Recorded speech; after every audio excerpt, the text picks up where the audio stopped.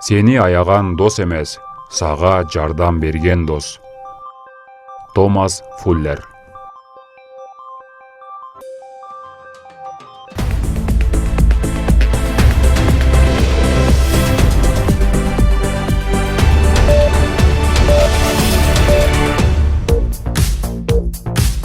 Кутман кеч, урматтуу телегөрүүчүлөр, күндүн маанилүү окуялары менен таанышып алыңыздар. Студияда Аяна Байтемирова. Өкмөт экологияны жөнгө салууга киришти. Ошто ипотека алуу шарттары жеңилдейт. Ысык көлдө бир катар социалдык объекттер курулууда. Кытайлар коронавирус март айында токторун билдирди.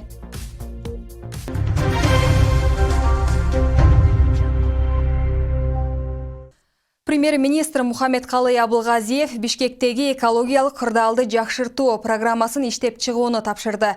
Экологияны бузуп жаткан булактардын конкреттүү тизмеси аныкталат. Ал үчүн эксперттик жана илимий коомчулуктун өкүлдөрү демилгелүү жарандар иш алып барат. Бул багытта биринчи вице-премьердин жетекчилиги алдында координациялык штаб түзүлгөн. Өкмөт башчы биринчи кезекте калктуу конуштарды газдаштыруу жана автоунааларды дагы газга өткөрүү иштерин активдештирүү зарылдыгын белгиледи. Кыргызстандын аэропорттору, анын ичинде Манас жана Ош ири аба майдандарын тышкы башкарууга берүү пландалууда. Ал мамлекеттик жеке өнөктөштүктүн алкагында ишке ашмакчы. Долбоорду ишке ашырууга 10 ай убакыт коротулат дейт адистер. Алардын айтымында долбоор толук күчүнө кире элек болгону планда гана бар. Эгерде аэропорттор тышкы башкарууга бериле турган болсо, анда алардын инфраструктурасы жакшырып, аэровокзалдар көбөйүп, жүргүнчүлөрдү тейлөө шарттары бийик болору айтылат. Кыргызстанда ири деп саналган Манас аэропортунун 2019-жылдагы таза кирешеси 2 миллиард сом болгон.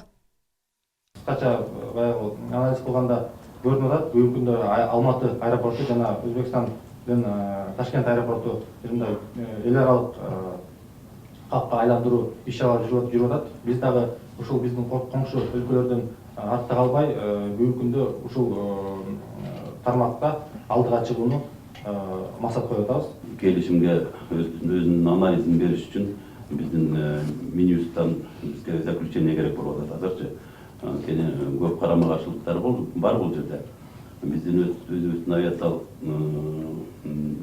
эрежелер боюнча талаптар да бар ар бир аэропортто. Биздин 11 аэропорттун ичинен 5 аэропортубуз эл аралык аэропорт, 6 аэропорт регионалдык аэропорттор болуп эсептелет.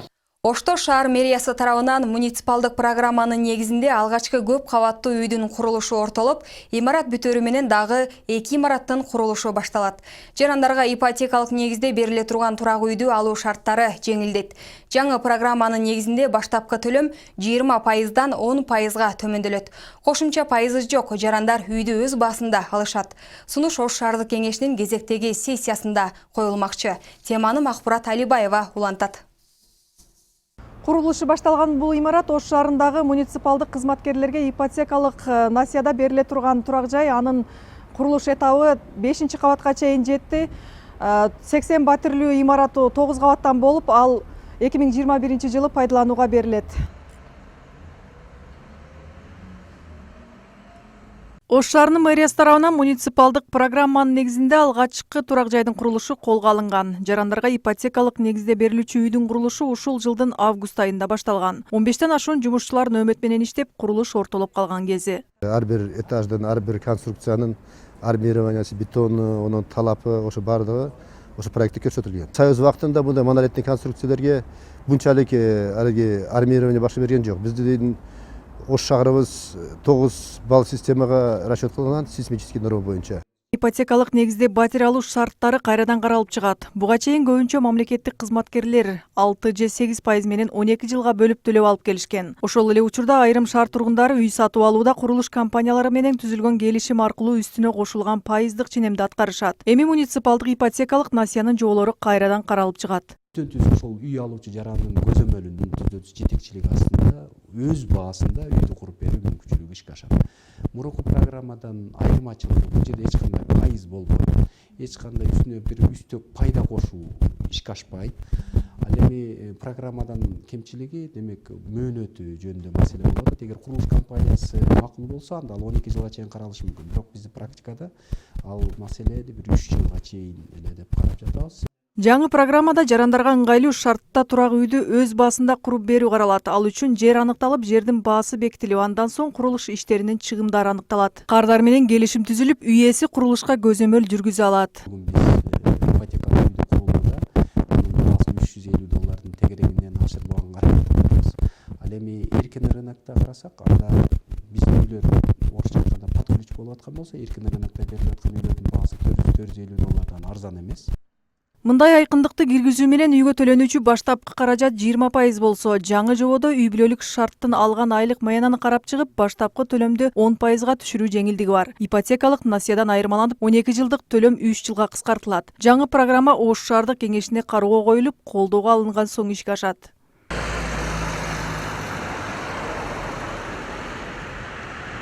Көп кабаттуу үйдү ипотекалык негизде шаардан болжолдуу 5600дөн ашуун жарандарга бөлүштүрүлөт. Дагы бир шарты квоталык негизде Ош шаарынын мэриясынын турак жай комиссиясы аркылуу аныкталат.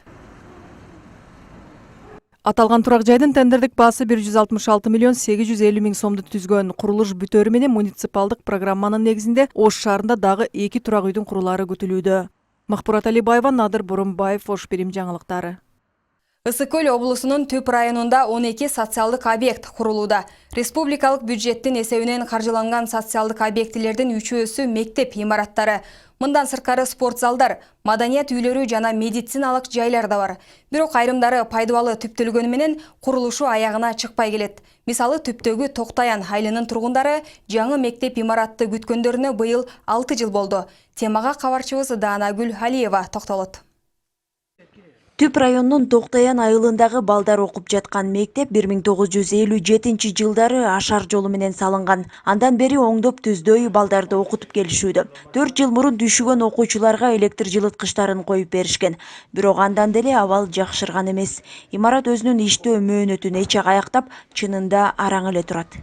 Азыр мектебибиз авариялык абалда туруп атат. Эски мектеп 54-52 жылдар курулган экен.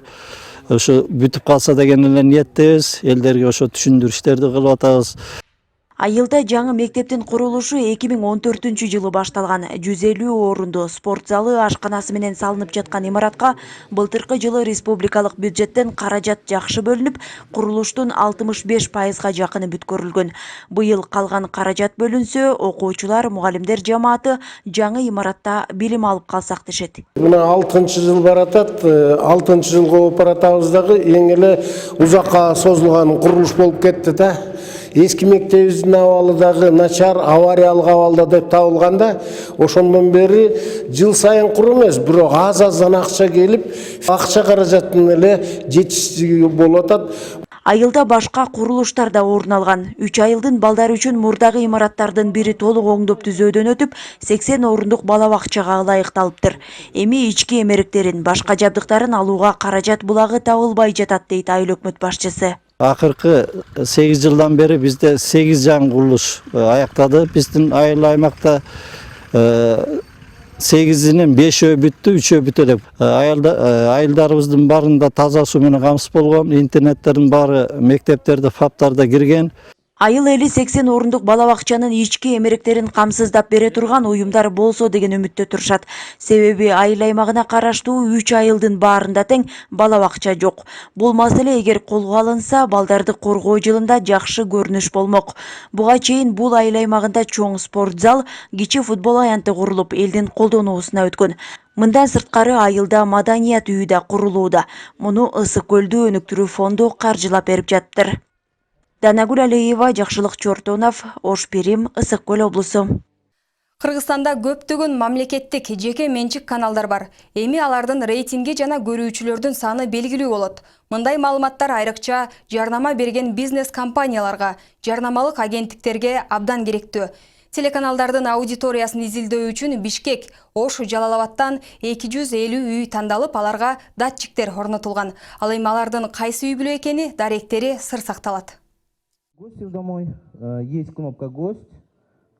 Мына бул телевизордун жанында турган кичинекей экран үй бүлөнүн кайсы мүчөсү, кайсы убакта кайсы каналды көргөнүн каттап турат. Мындай атайын аппараттар Бишкек шаары, Ош, Жалал-Абад облустарындагы 250 үй-бүлөгө коюлган.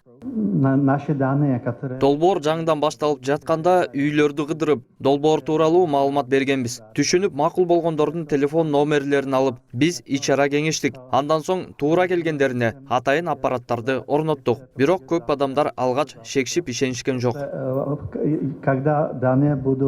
Телеканалдардын рейтингин көрүүчүлөрдүн санын изилдөөчү долбоор Peoplemetria Nielsen Атмосфер консорциумунун жардамы менен ишке ашууда. Nielsen дүйнөлүк бренд болгондуктан ага эч ким таасир бере албайт. Долбоордун максаты жашоочулардын медиа талаптарын изилдөө, жарнама берүүчүлөргө кайсы медиа тармактар менен иштешүүсүнө көмөк көрсөтүү.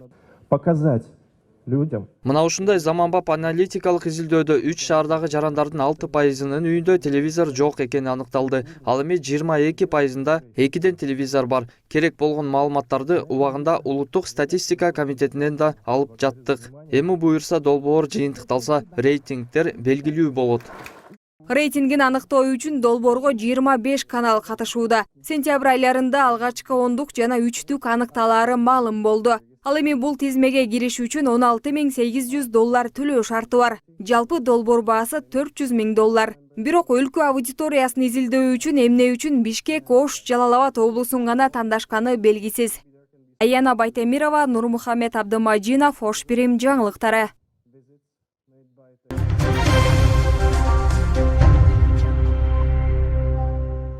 Ош шаарынын Манас-Атай кичи районунда жашаган аз камсыз болгон жана мүмкүнчүлүгү чектелген жарандар үчүн бүгүнкү күн жагымдуу маанай менен коштолду. Prima фонду аларга кезектеги кайрымдуулук иш-чарасын уюштуруп, аларга сый тамак берип, ар бирине 1000 сомдук азык-түлүк таратты. Prima фонду уюштурган кезектеги сый тамакка Ош шаарынын Манас-Атай кичи шаарчасынан 50дөн ашык тургундары келишти. Фонддон билдиришкендей, кайрымдуулук иретинде уюштурулган иш-чарага калктын аялуу катмарынан мүмкүнчүлүгү чектелген жана жалгыз бой энелер чакырылган. Сый тамак учурунда келгендерге жан дүйнөлөрүнө азык тартуулоочу диний, маданий, адеп ахлак тууралуу баян айтылды. Караңыздар, эмгек мээнеттен чарчап, базарда соода кылып аткан жериңде отуруктасаң, ошол жериң жакшы жер. Мээнеттен чарчап такси айдап баратып, жол четине машинаңды токтотуп, машинанын отургучуна отуруктасаң, ошол жериң жакшы жер. Мына, демек, эң жакшы жер эмгектен чарчап уктап аткан жериңизде. Эң жакшы үй кайсы үй деди? Ол эм ушу сөздүн улантты. Адамдарга жакшылык кыласың, жана адамдардын көңүлүнөн орун табасың. Адамдардын көңүлүндө жашаганың ушул эң жакшы үй деген экен туугандар. Антан келиңиздер, сиз менен биздин көңүлүбүздө жашап аткан, берешең деп атап аткан дал ошол Бердибай ажы атабыздын жалпы кылып аткан ишин Кудай таалам калыбыңызда бир кол чарпаңыздар. Чоң рахмат бересиз. Сый тамак бүткөн соң чакырылган тургундардын ар биринен 1000 сомдук азык-түлүк продуктылары тапшырылды. Жардамдарга ээ болушкан тургундар фондко ыраазычылыктарын билдиришти. Биз 6 балам бар. Үй бүлөбүздө ушу бир арда ушундай хадиялар болуп калат. Ыраазы болом баарына бергендерине. Чексиз макталар болсун. Берген адамдарга ушунчалык ыраазымын. Ар дайым дуа кылып турам. Аллах разы болсун. Тынччылык каалайбыз, бала чакасы менен тынч болсун, эч качан оорубасын. Улам Керимовдон атасы Бердибек ыраазычылык билдиребиз. Ушундай фонддор дайыма элдин баягы жакыр үй бүлөлөргө берешем болушу, берекелүү боло берсин. Дайыма ушу элдин колдоосунда болсун. Ушу барып келген ажысы кабыл болсун. Ушуну баштаган адамдарга Кудайым дайым өмүрүн узун, рызкын улук кылсын. Бизге окшогондор сүйүнтүрсө, Алла олорду сүйүнтүрсүн. Ал эми фонд менен жакындан иштешип, калктын аярлуу катмарын чогултуп алып келген Манас-Атай кичи шаарчасынын башкармалыгынын кызматкерлери кайрымдуулук көрсөткөн фонд шаардын өнүгүшүнө да салым кошуп келе жаткандыгын айтты. Ошол өзгөчө калктын чакыр катмарына, аял үй бүлөлөргө, карыяларга сый тамак берди. Өзүңөр көрдүңүздөр, көп болуңуздар. Анан Бердибай Перимовичтин биз буга чейинки кылган кайрымдуулук иштерин аябай жакшы билебиз. Бул Ош шаарына да азыр өзүнүн салымын кошуп, чакыр катмарга жардам берип атат. Терең ыраазычылык билдиребиз. Ушу мэриянын атынан, Манас-Атай муниципалдык аймактык башкармалыгынын атынан терең ыраазычылык билдиребиз. Иштерин ийгилик каалайбыз агайдын. Prima фондунун кайрымдуулук иш-чарасы улантылып, шаардагы аз камсыз болгон жардамга муктаж жашоочулар үчүн алдыда дагы мындай иш-чараларды өткөрүү пландары бар. Нурзада Мурзаматова, Шахрук Иминжанов, Ош Бирим жаңылыктары. Бүгүнкү күнгө алынган акыркы жаңылыктар мына ушулар болду. Мен сиздер менен коштошом. Аман туруңуздар.